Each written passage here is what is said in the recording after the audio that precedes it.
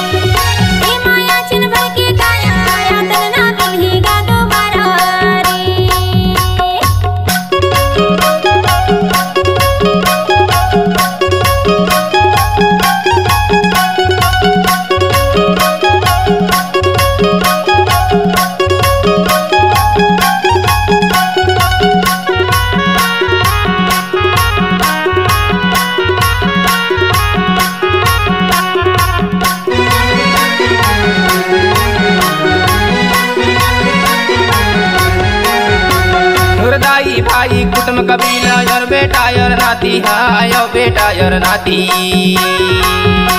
हुरदाई भाई कुटुंब कबीला यार बेटा यार नाती हाय बेटा यार नाती समय पर काम न आवे संपत्ति के साथी माया या तन्ना मिलेगा दोबारा रे माया छिन भर के काया या तन्ना मिलेगा दोबारा रे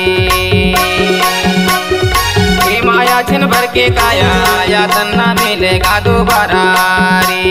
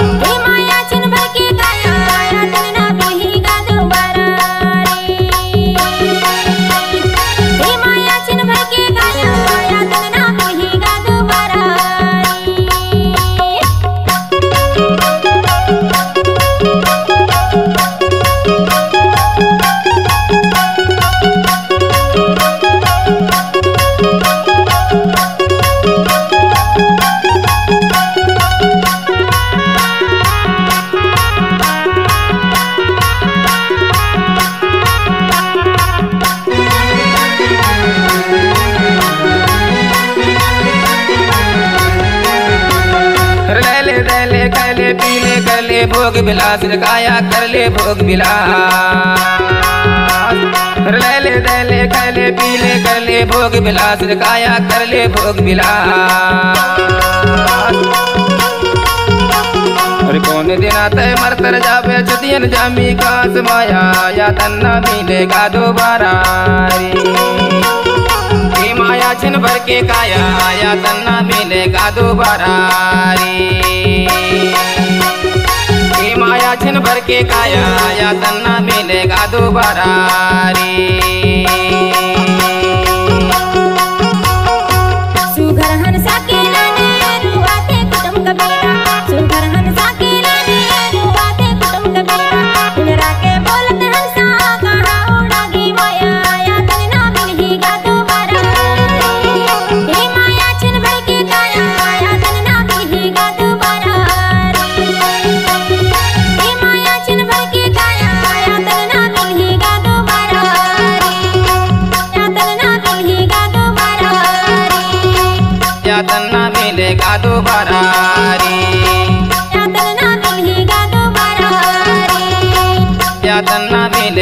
दोबारा रे, यातन ना मिलेगा दोबारा रे।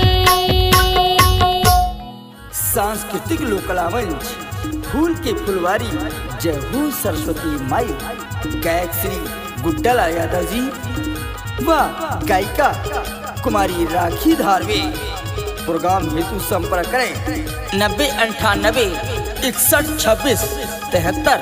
अध्यक्ष नानूदास सोनवानी एवं गीतकार मंजूदास गंगवाल। सचिव गंगादास धारवे। विशेष सहयोगी बाल कुमार धारवे। मार्गदर्शन श्री पवन कुमार धारवे। रोजगार सहायक ब्रजेश यादव। Mobile number 9300 57 3601।